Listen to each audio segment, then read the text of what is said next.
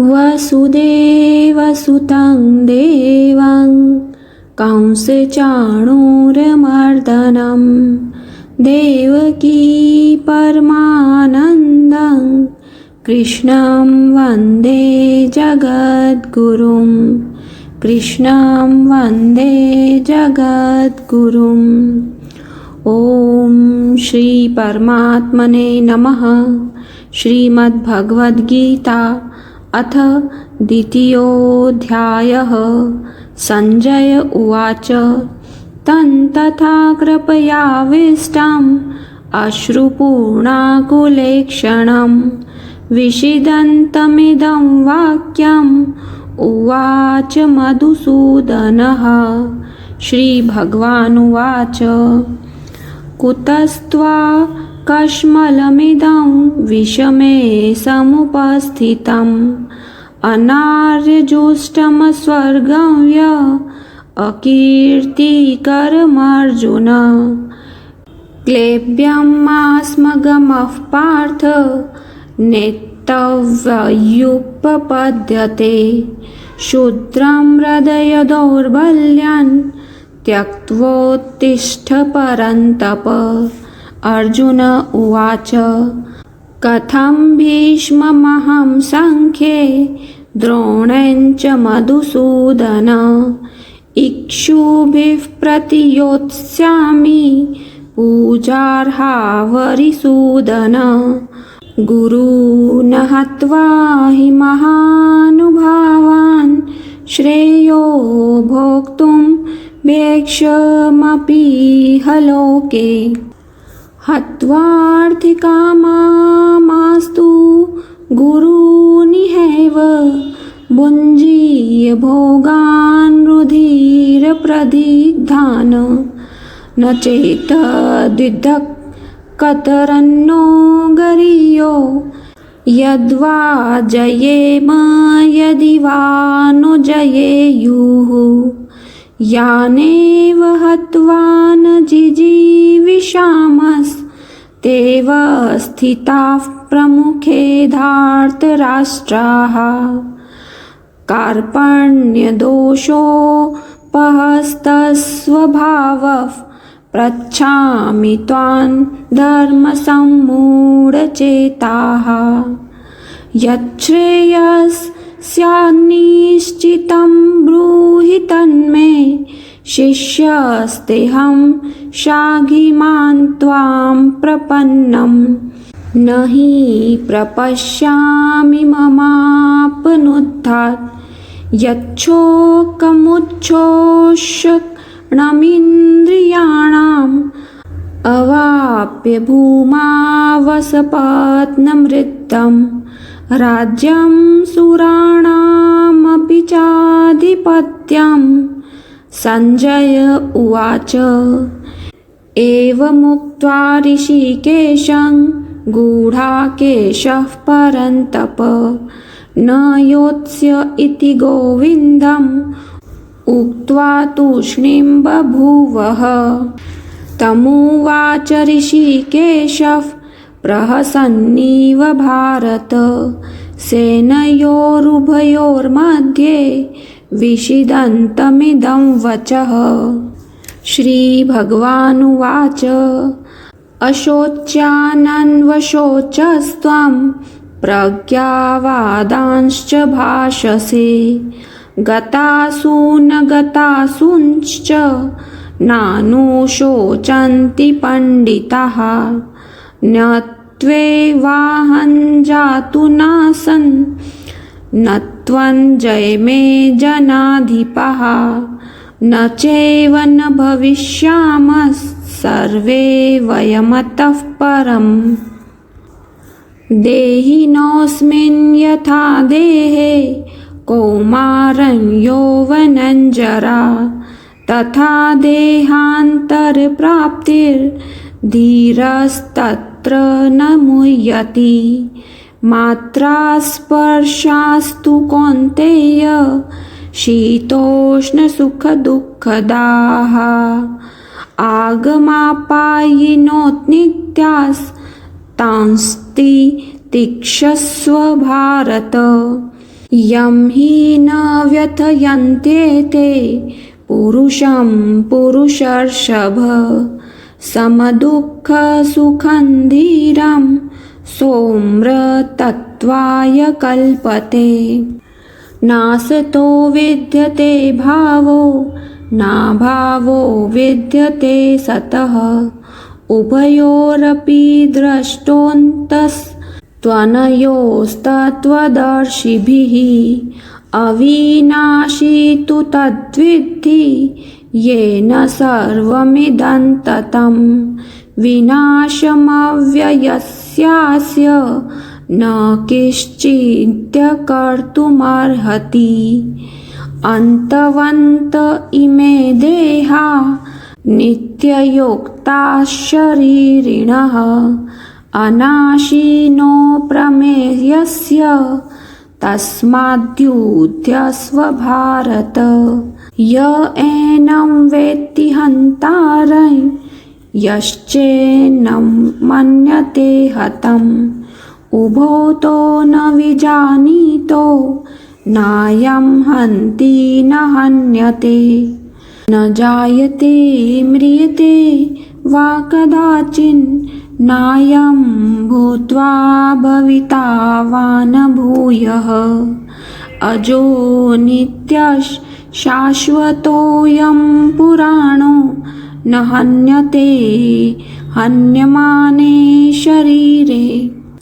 वेदा विनाशिनं नित्यं य एनं जमव्यं कथं स पुरुषः पार्थ कङ्घातयति हन्तिकम्। वसांसि जीर्णानि यथा विहाय नवानि गृह्णाति नरोपराणि तथा शरीराणि विहाय जीर्णान्यन्यानि संयाति नवानि देहि। नैनं छिन्दन्ति शस्त्राणि नैनं दहति पावकः न चैनं क्लेदयन्त्यापो न शोचयति मारुतः।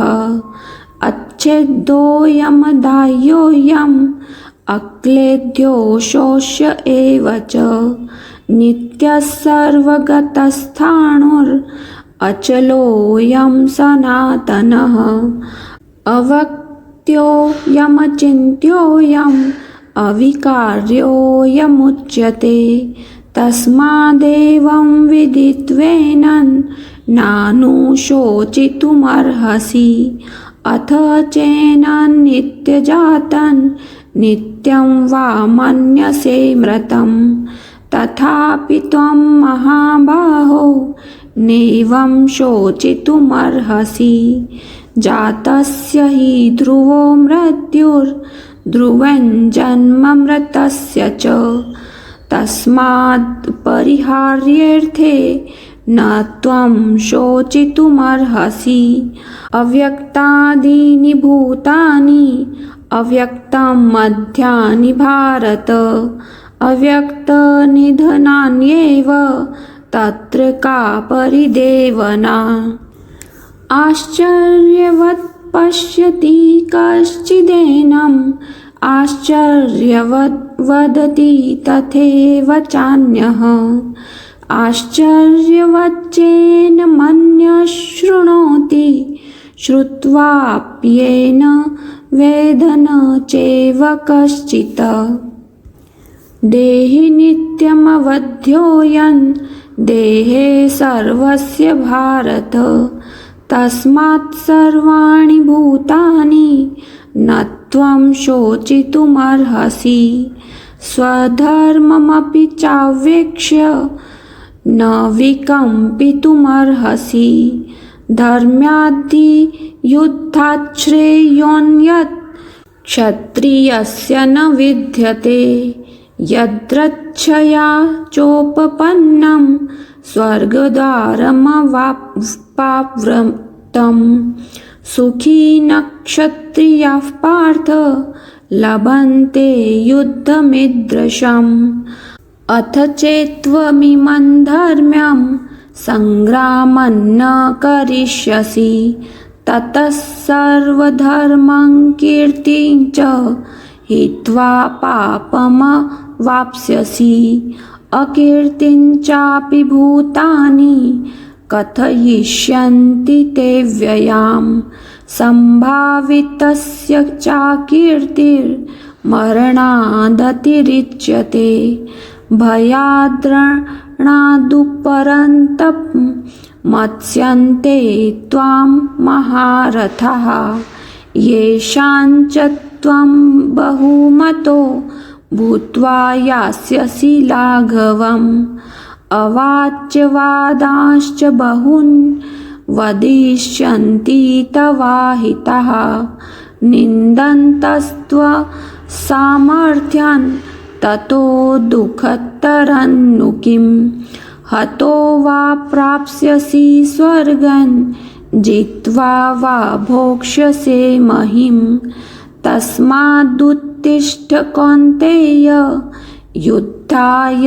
कृतनिश्चयः सुखदुःखे समे कृत्वा लाभालाभो जयाजयो ततो युद्धाय युत्स्यस्व नैवं पापमवाप्स्यसि एषा ते विहिता सांख्ये बुद्धिर्योगेऽस्मि मां शृणु बुद्ध्या युक्तो यया पार्थ कर्मबन्धं प्रहास्यसि नेहाभिक्रमनाशोऽस्ति प्रत्यवायो न विद्यते स्वल्पमप्स्य धर्मस्य त्रायते महतो भयात् व्यवसायात्मिका बुद्धिरेकेह कुरु नन्दन बहुशाखायनन्ताश्च बुद्धयो व्यवसायिनां यामिमां पुष्पितां वाचं प्रवदन्त्यपि पश्चितः वेदवादरताः पार्थ नान्यदस्तीति वादिनः कामात्मानः स्वर्गपरा जन्मकर्मफलप्रदां क्रियाविशेषबहुलां योगेश्वर्यगतिं प्रति भोगेश्वर्यप्रसक्तानां तयापयतचेतसां व्यवसायात्मिका बुद्धिः समाधो न विधीयते त्रैगुण्यविषया वेदा निस्त्रैगुण्यो भवार्जुन निर्द्वन्द्वो नित्यसत्त्वस्थो निर्योगक्षेम आत्मवान् यावानर्थ उदपाने सर्वतः सम्प्लुतोदके तावान् सर्वेषु वेदेषु ब्रह्मणस्य विजानतः कर्मण्येवाधिकारस्ते मा फलेषु कदाचन मा कर्मफलहेतुर्भूर्मा ते सङ्गोऽस्त्वकर्मणि योगस्थः कुरु कर्माणि सङ्गत्यक्त्वा धनञ्जय सिद्धयोः समो भूत्वा समत्वं योग उच्यते दूरेण यावरं कर्म बुद्धियोगात् धनञ्जय बुद्धो शरणमन्विच्छ कृपणाः फलहेतवः बुद्धियुक्तो जहातीह उभे सुकृतदुष्कृते तस्माद्योगाय पूज्यस्व योगः कर्मसु कौशलम् कर्मजं बुद्धियुक्ता हि फलं त्यक्त्वा मनीषिणः जन्मबन्धविनिर्मुक्ताः पदं गच्छन्त्यनामयम् यदा ते मोहकलिलं बुद्धिर्व्यतितरिष्यति तदा गन्तासि निर्वेदं श्रोत्रव्यस्य श्रुतस्य च श्रुतिविप्रतिपन्ना ते यदा स्थास्यति निश्चला समाधावचला बुद्धिस्तथा योगमवाप्स्यसि। अर्जुन उवाच स्थितप्रज्ञस्य का भाषा समाधिस्थस्य केशव स्थितधिक् किं प्रभाषेत किमासीत व्रजेत किम्। श्रीभगवानुवाच प्रजहाति यदा कामान् सर्वान् पार्थ मनोगतान् आत्मन्येवात्मना तुष्टः स्थितप्रज्ञस्तदोच्यते। दुःखेष्वनुद्विग्नमनः सुखेषु विगतस्पृहः वीतरागभयक्रोधः स्थितधीर्मुनिरुच्यते। यः सर्वत्रानभिस्नेहस्तत्तत्प्राप्य शुभाशुभं नाभिनन्दति न द्वेष्टि तस्य प्रज्ञा प्रतिष्ठिता। यदा संहरते चायं कुर्मोऽङ्गानीव सर्वशः इन्द्रियाणीन्द्रियार्थेभ्यस्तस्य प्रज्ञा प्रतिष्ठिता। विषया विनिवर्तन्ते निराहारस्य देहिनः रसवर्जं रसोऽप्यस्य परं दृष्ट्वा निवर्तते। यततो ह्यपि कौन्तेय पुरुषस्य विपश्चितः इन्द्रियाणि प्रमाथीनि हरन्ति प्रसभं मनः तानि सर्वाणि संयम्य युक्त आसीत् मत्परः। वशे हि यस्येन्द्रियाणि तस्य प्रज्ञा प्रतिष्ठिता। ध्यायतो विषयान् पुंसः सङ्गस्तेषुपजायते सङ्गात् सञ्जायते कामः कामात् क्रोधोऽभिजायते क्रोधात् भवति सम्मोहः सम्मोहात् स्मृतिविभ्रमः स्मृतिभ्रंशात् बुद्धिनाशो बुद्धिनाशात् प्रणश्यति। रागद्वेषवियुक्तेस्तु विषयानिन्द्रियैश्चरन् आत्मवेश्यैर्विधेयात्मा प्रसादमधिगच्छति। प्रसादे सर्वदुःखानां हानिर्स्योपजायते प्रसन्नचेतसो ह्याशु बुद्धिः पर्यवतिष्ठते।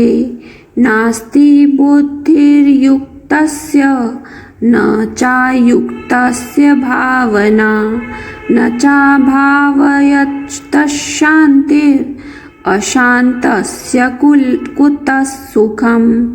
इन्द्रियाणां हि चरताय यन्मनोनुविधीयते तदस्य हरति प्रज्ञां वायुर्नावमिवाम्भसि।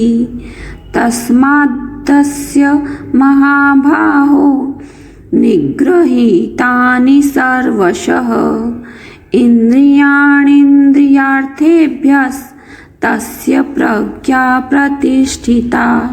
या निशा सर्वभूतानां तस्याञ्जागर्ति संयमी।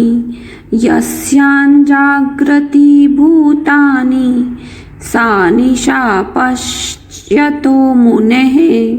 आपूर्यमाणमचलप्रतिष्ठं समुद्रमापः प्रविशन्ति यद्वत् कामायं प्रविशन्ति सर्वे स शान्तिमाप्नोति न कामकामी विहाय कामान्यः सर्वान् पुमांश्चरति निःस्पृहः निर्ममो निरहङ्कारः स शान्तिमधिगच्छति एषा ब्राह्मी स्थितः पार्थ नैनां प्राप्य विमुह्यति स्थित्वास्यामन्तकालेऽपि ब्रह्मनिर्वाणमृच्छति।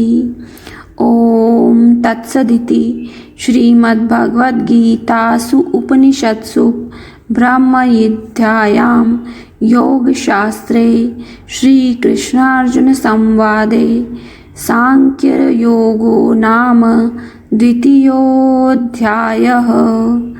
ॐ श्रीकृष्णार्पणमस्तु। योगेशं सच्चिदानन्दं वासुदेवं व्रजप्रियं धर्मसंस्थापकं वीरं कृष्णं वन्दे जगद्गुरुं। कृष्णं वन्दे जगद्गुरुम्।